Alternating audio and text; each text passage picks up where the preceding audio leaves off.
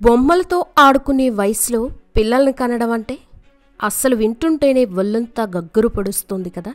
కానీ నిజంగా జరిగిన ఈ సంఘటన వింటే మాత్రం మీ రక్తం మరుగుతోంది.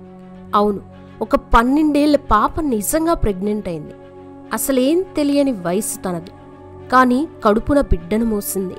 మరి ఆ పాప ప్రెగ్నెంట్ ఎలా అయింది, ఆ విషయం ఎలా బయటపడింది, వారికి ఏం జరిగింది అనే విషయాలు ఇప్పుడు ఈ వీడియోలో తెలుసుకుందాం.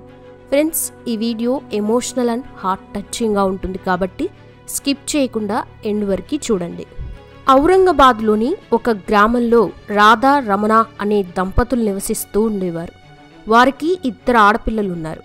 అయితే సాఫీగా సాగుతున్న వారి జీవితంలో అనుకోకుండా రమణ అనారోగ్య సమస్యతో చనిపోవడంతో రాధా 2 పిల్లలు ఒంటరి వాళ్ళయ్యారు.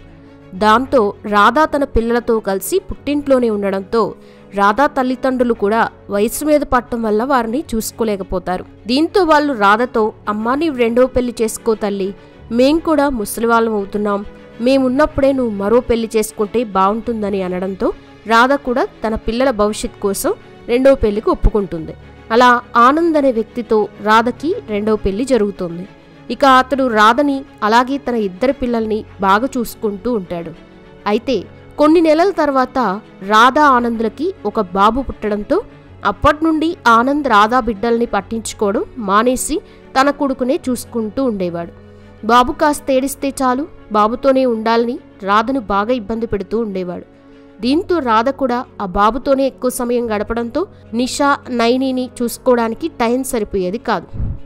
దీంతో రాధ నిషాతో, నిషా నువ్వు కాస్త పెద్దయ్యావు కదా, నీ పనులు నువ్వే చూసుకోవాలి, అలాగే చెల్లికి కూడా సహాయం చేస్తూ ఉండాలని చెప్తుంది.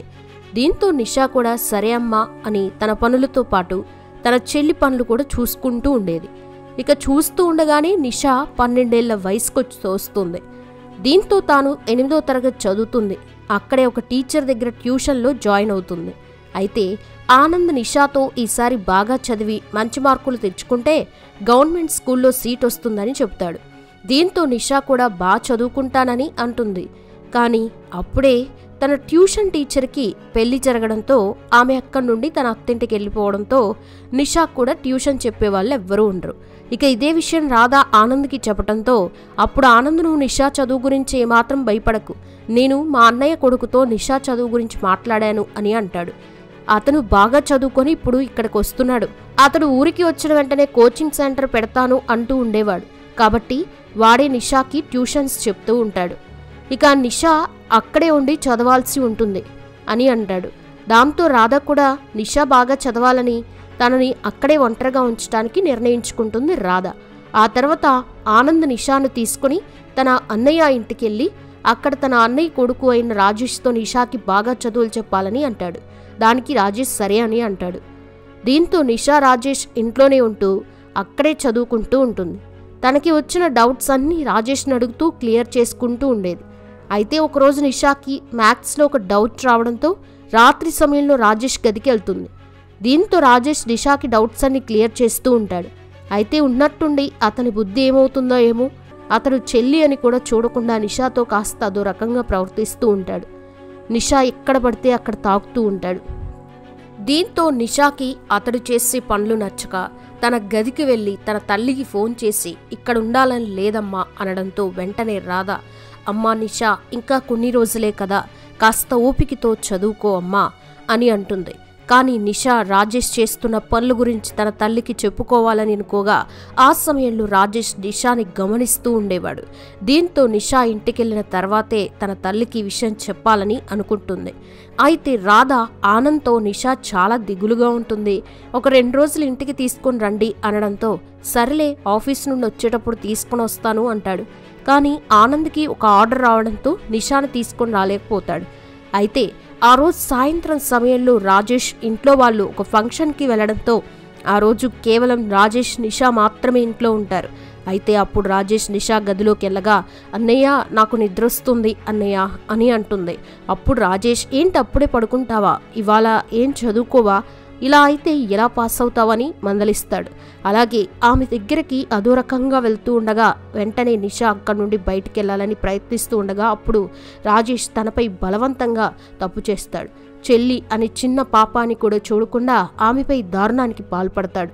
మరోవైపు రాధ ఆనంద్కి నిషాని తీసుకొని రమ్మని మళ్ళీ గుర్తు చేయడంతో సరే అని ఆనంద్ తన అన్నయ్య వాళ్ళ ఇంటికి వెళ్ళగా అక్కడ నిషాని చూసి, నీకు చదువు మీద ధ్యాస లేనట్లుందే, ఎప్పుడు మీ అమ్మకి ఫోన్ చేసి వస్తాను అని అంటున్నావు, ఇలా అయితే ఎలా పాస్ అవుతావని కోపంగా అంటాడు. అప్పుడే రాజేష్ కూడా, అవును బాబాయ్, ఎప్పుడు కూడా ఇంటికి వెళ్తాను, నేను చదవను అని అంటూ ఉంటుందని అతడు కూడా అబద్ధాలు చెప్తాడు. ఆ తర్వాత ఆనంద్ నిషాని ఇంటికి తీసుకుని వెళ్ళగా నిషా తన తల్లిని చూసి వెంటనే పట్టుకుని ఏడుస్తూ రాజేష్ ప్రవర్తన గురించి మొత్తం చెప్తుంది. దాంతో రాధకి రాజేష్ విషయంలో బాగా కోపం వచ్చి రాజేష్ గురించి ఆనంద్కి చెప్తుంది. దీంతో ఆనంద్ రాజేష్కి ఫోన్ చేసి గట్టిగా తిట్టడంతో రాజేష్ తాను తప్పు చేయలేదన్నట్టుగా మాట్లాడతాడు. ఇక ఆనంద్ రాధతో, రాజేష్ ఏం తప్పు చేయలేదంట, నాకు తెలిసి నిషానే చదువుపైన ఇంట్రెస్ట్ లేక ఇలా రాజేష్ గురించి తప్పుగా చెప్తుందేమో అని కోపంతో అంటాడు. తిరిగి వారిపై గట్టిగా అరుస్తాడు. కానీ నిషా మళ్ళీ రాజేష్ దగ్గరికి వెళ్లకుండా అక్కడే తన తల్లి దగ్గర ఉంటుంది. అలా 5 నెలలు గడిచిన తర్వాత నిషా శరీరంలో కాస్త మార్పులు, అలాగే తన ఆరోగ్యం కూడా కాస్త డల్ అవ్వడంతో రాధా నిషాను హాస్పిటల్కి తీసుకుని వెళ్ళగా అక్కడ డాక్టర్ చెప్పింది విని షాక్ అవుతుంది. అదేంటంటే నిషా ప్రెగ్నెంట్ అని తెలుస్తుంది. ఇక రాధకి ఏం చేయాలో తెలియక నిషాని పట్టుకుని ఏడుస్తుంది. రాజేష్ పని చేయాలి అని అనుకుంటుంది. ఆ తర్వాత డాక్టర్తో నిషా కడుపును తీయమని చెప్పడంతో ఇప్పటికే 5 నెలలు అయ్యింది, ఇప్పుడేం చేయలేం, ఒకవేళ ఏదైనా చేసినా కూడా పాప ప్రాణానికి ప్రమాదం అని అంటాడు. దీంతో రాధ ఏం చేయలేక నిషాని తీసుకుని ఇంటికెళ్ళి జరిగిన విషయం మొత్తం ఆనంద్కి చెప్తుంది. దీంతో ఆనంద్ ఇంకోసారి నాకు రాజేష్ గురించి ఇలా చెప్పకండి అని కోపంగా అంటాడు. మీ మాటలు విని రాజేష్కి ఫోన్ చేసి మాట్లాడినప్పుడే వాడు నా పరువు మొత్తం పోయే విధంగా మాట్లాడాడు, ఈసారి మళ్ళీ నా పరువు పోగొట్టుకోను అని అంటాడు. రాధా, నీకు నేను కావాలా, నీ కూతురు కావాలా? ఇప్పుడు నీ కూతురు ప్రెగ్నెంట్ అని అందరికీ తెలిస్తే సవతి తండ్రే ఈ పని చేశాడని అందరూ మనల్ని సూటిపోటి మాటలు అంటారు.